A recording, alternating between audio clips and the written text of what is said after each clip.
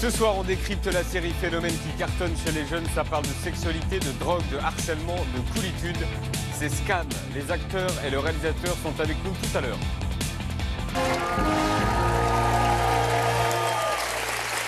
Merci de regarder Quotidien. C'est ce qu'on appelle un petit phénomène de société. La série Scam cartonne chez les jeunes et même si vous ne connaissez pas, ça va vous intéresser. On décrypte le phénomène Scam avec ses acteurs et son réalisateur. Les voici.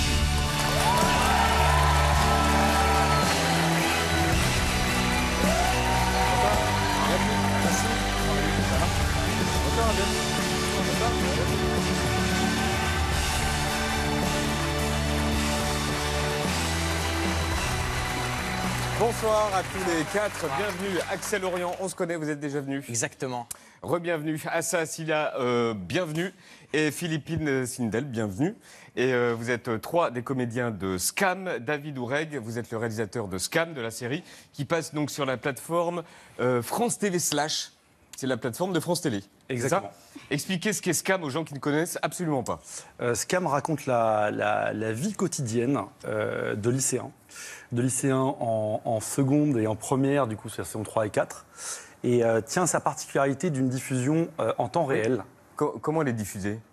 Alors, il y a clairement l'épisode, si on veut la binger, il y a l'épisode de fin de semaine. Si on veut là binger. Bonsoir. Expliquez pour les gens qui ne connaissent pas. Non, mais je sais. Mais... Vous le savez, bien sûr. Il y a des gens qui ne savent pas. Il y a l'épisode intégral qui est diffusé en fin de semaine comme une série classique, le vendredi à 18h sur Slash. Mais on peut aussi décider de vivre une autre expérience, c'est-à-dire de vivre chaque clip, chaque séquence, diffusée à l'heure où elle est supposée se passer dans la semaine. Un exemple oui, par exemple, si c'est un déj le jeudi, ce sera à 13h le jeudi. À 13h. S'il fixe un rendez-vous le vendredi pour une soirée ou un rendez-vous galant, on peut être sûr qu'à 19h ou 20h, tous nos spectateurs sont connectés en espérant que le rendez-vous ait lieu et à quel moment ça va tomber, qu'est-ce qui va se passer et de quelle manière on va... C'est des petites séquences, c'est des séquences de combien de temps? C'est variable. En fait, une séquence peut durer 50 secondes, comme 8 minutes par exemple. Donc il faut suivre. Ouais. Il faut suivre, sachant que ce n'est jamais annoncé. Vous n'avez pas de notification qui vous dit là c'est maintenant. Vous ne savez jamais quand ça va tomber à l'avance. Et donc, comment ça se passe? Comment on fait pour savoir sur les réseaux sociaux? Ah ben, Ouais. ça fait jeune de demander ça. Ils ont tous leur compte Instagram. Ils ont tous un compte, le compte des personnages. Okay. Et du coup, il y a deux problèmes. Il y a un, l'addiction. On dit que certains jeunes sont complètement drogués à Scam. Et deux, il y a les preuves qu'ils n'en peuvent plus, surtout qu'un épisode est censé se passer à 8h moins 2. On a reçu des messages quand il profs. Voilà, quand il demandant, s'il vous plaît, dans une semaine, il y a un devoir à telle heure. Ah ouais. Tiens, évitez de balancer à 7h56 un clip, par exemple. Voilà, donc c'est assez... Et donc, vous avez, vous, vos comptes de personnages, en fait. Exactement. C'est ça? Alors, mais c'est vous qui les animez? Ou alors, il y a des community managers? Non, il y a des community managers qui font ça bien mieux que nous.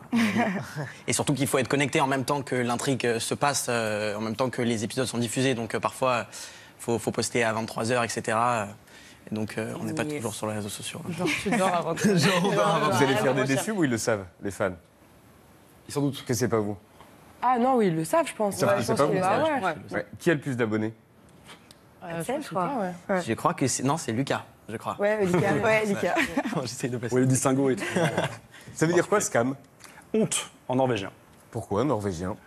Car c'est l'adaptation d'une série norvégienne qui a été un véritable triomphe là-bas. Ça a commencé mollement, gentiment, avant de complètement exploser en fin de saison 2. Et en gros, voilà, là-bas, je crois que 2/3 des Norvégiens ont vu la série, c'est absolument colossal. Alors, c'est quoi les thèmes? Moi, je peux retenir sexualité, l'envie d'être cool, le désir de s'intégrer, quoi d'autre? La religion, pour la saison 4.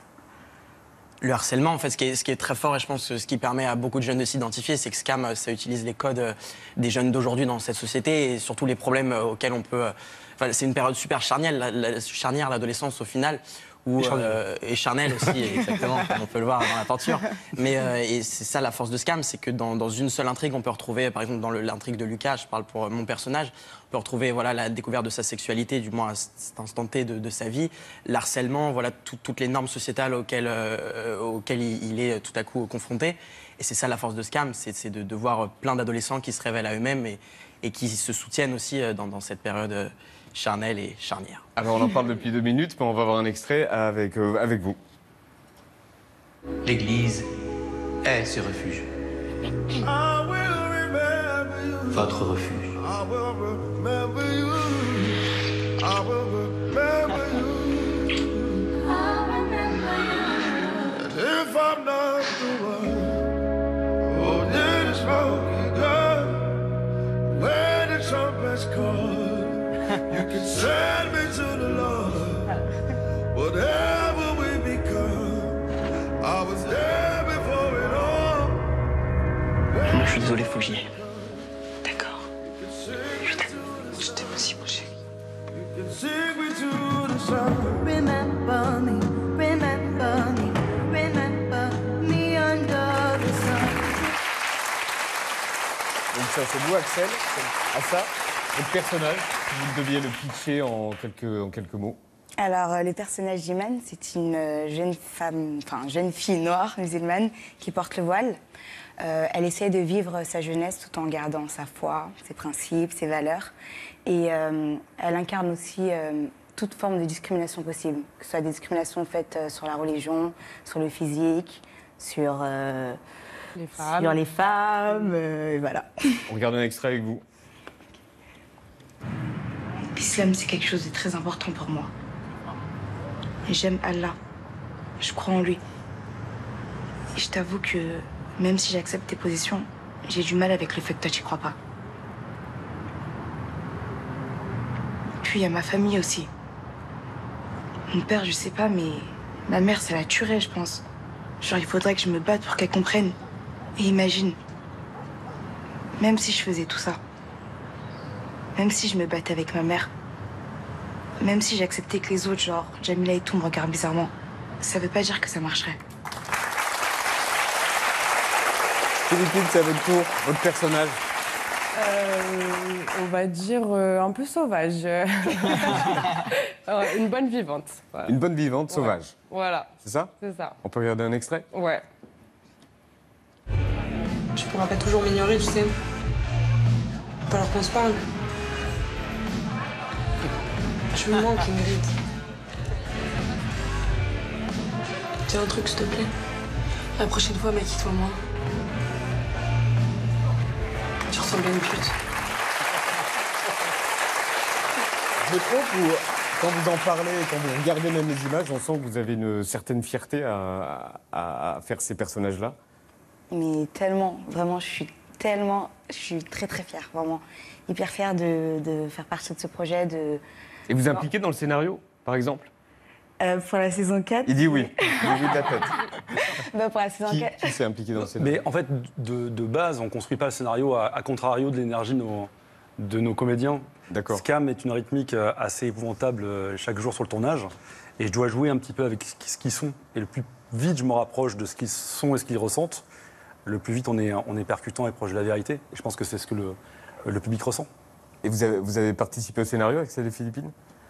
Bah, plus ou moins, ouais, en discutant avec David et tout ça, ouais, on lui a peut-être glissé des idées de temps en temps, quoi. Axel? Aussi, oui, il y a une séquence de piano. C'est vrai que je venais de m'acheter un piano et j'ai dit à David... Je veux jouer du piano. Exactement. Ouais. Et il a intégré une séquence. Et la batterie, non? Non. Alors, pourquoi pas de batterie, David? Trop simple. David, il paraît que par moment, vous vous êtes senti un peu dépassé par l'ampleur du phénomène. Bien sûr, parce qu'on prépare jamais une série en imaginant le phénomène qu'elle va produire. Tout ce qu'on a essayé de faire, et j'inclus vraiment mon cast là-dedans, c'est d'y répondre. C'est pas faire la sourde oreille à tous les messages qu'on a pu recevoir. C'était très impressionnant. On a vraiment senti du jour au lendemain un espèce de... Ils vous disent quoi, les fans? On ne se sent plus seul. Ils vous le disent aussi? C'est ça qui est bouleversant, c'est de voir... parce que voilà, quand on est sur le plateau, on essaye de vivre au plus près de ces personnages, mais c'est à une échelle de fiction. Et de voir tout à coup l'impact que l'histoire peut prendre en des personnes. C'est vrai qu'on a beaucoup de chance. Moi, j'ai compté 2800 lettres à la maison. J'essaye de les lire toutes et d'y répondre à tout le monde. Mais c'est bouleversant de voir à quel point cette histoire peut aider des personnes à s'assumer et assumer qui on est à cette période-là de notre vie. Et pas forcément... voilà, le personnage de Lucas se découvre tout à coup qu'il aime les hommes. Mais c'est beau de voir avoir des copains qui disent oui, en fait, je me rends compte que j'ai peut-être jugé un peu trop vite mon ami, peut-être que même en rigolant, je lui ai lancé des insultes, des trucs qu'on se dit pour rigoler, mais qui en fait peuvent blesser et peuvent vraiment faire du mal quand on essaye de se construire. Et donc c'est bouleversant pour nous et on devient beaucoup moins, en tout cas pour ma part, je deviens beaucoup moins con avec Scam, parce que j'ai compris beaucoup de choses et de rencontrer des jeunes et de pouvoir comprendre qu'est-ce qu'ils vivent aujourd'hui, c'est bouleversant. Je dis ça comme si j'avais 25 ans. Je suis encore adolescent. Et à ça, qu'est-ce que vous avez reçu comme genre de lettres, de mots?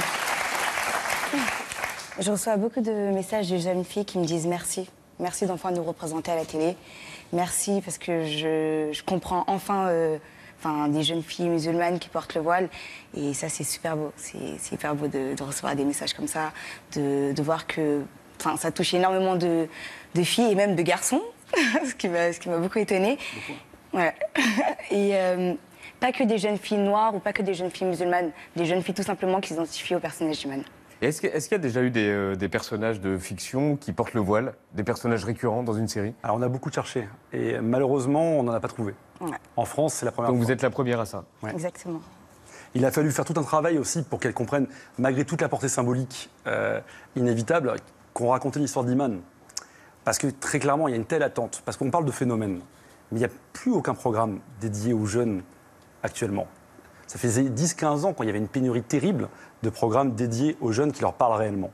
Et c'est vrai que très vite, il a fallu faire comprendre à ça, qui n'avait pas vraiment besoin, l'importance de ce moment, quelle allait être la saison 4, tout en lui disant, voilà, tu racontes l'histoire d'une seule jeune femme. On ne pourra jamais contenter tout le monde, mais racontons-la au plus près de ce que toi tu as vécu, et on devrait toucher pas mal de cœurs. Et est-ce qu'il y a des thèmes que vous refusez d'aborder? Parce qu'on voit, il y a la religion, la sexualité, il y a de tout, mais est-ce qu'il y a un thème où vous vous êtes dit non, là, on n'y va pas? On est attendu là-dessus, et j'inclus mes auteurs, bien sûr, menés par Nils Raoul, directeur de collection.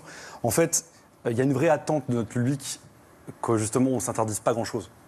Bien sûr que tout le monde nous a mis en garde au moment d'aborder la saison 4 en disant « Est-ce que tu es vraiment sûr ?» Je me rappelle d'une discussion dans le bus entre Iman et Sofiane où elle parle de son amour d'Allah, de sa religion et à quel point ça lui permet de se sentir une meilleure personne. Et elle fait face à Laïs, donc à Sofiane qui est joué par Laïs Salamé, qui est croyant dans la vie, qui lui explique lui tout ce qui est dogme. Il pense que ça sépare les gens, qui n'y croient pas. Et je me rappelle quand on tournait cette séquence, mon perchman qui regardait ça et qui me disait « On est vraiment en train de tourner ça là maintenant ?» C'est qu'il y avait une crainte. Mais il y a un tel besoin qu'on ressent à travers les messages qu'on peut recevoir. Si vous saviez le nombre de messages, de sujets qu'ils espèrent qu'on aborde à travers la série. Mais justement, quelles thématiques reviennent, quelles thématiques sont demandées? Mais tout... Alors, la saison 3 a provoqué une espèce de séisme, en tout cas on l'a ressenti un petit peu comme ça, de gens qui voulaient absolument qu'on parle d'eux et de leur droit de ne pas savoir à 17 ans. On est quand même à l'époque de Parcoursup, on vous demande de savoir exactement ce que vous voulez faire très vite, mais de dire, mais moi j'ai le droit de ne pas savoir si je suis hétéro, gay, bi, pan, enfin ça part dans tous les sens. Et c'est vrai que maintenant je fais face à tellement de jeunes aux projections qui viennent me voir, qui disent, voilà, je suis trans, et j'aimerais beaucoup qu'il y ait un personnage trans. Scam ne fait que répéter une foutue évidence qu'on avait oubliée, c'est l'importance de la représentation. On est tous hyper contents de voir, moi le premier, que 10 millions de personnes regardent les filles jouer au foot, parce qu'on se dit, ça y est, des gamines vont se dire, j'ai le droit de mettre un but en lucarne. J'ai le droit, je vais y aller. Et on va peut-être voir des parties mixtes maintenant dans les bahuts. L'importance de la représentation dans Scam nous éclate à la figure à chaque projection et à chaque sortie de clip. Ils en ont besoin. Est-ce que ça vous a changé, à vous personnellement, Philippine? Voilà, non. Non. Non, pas trop, non, je pense pas. Mais en tout cas, ouais, non, c'est agréable de faire partie d'une série comme ça qui représente tout le monde déjà. Et puis qui permet, parce que c'est vrai que l'adolescence, c'est un moment où tu as besoin de t'exprimer sur plein de choses, tu as besoin d'essayer plein de choses.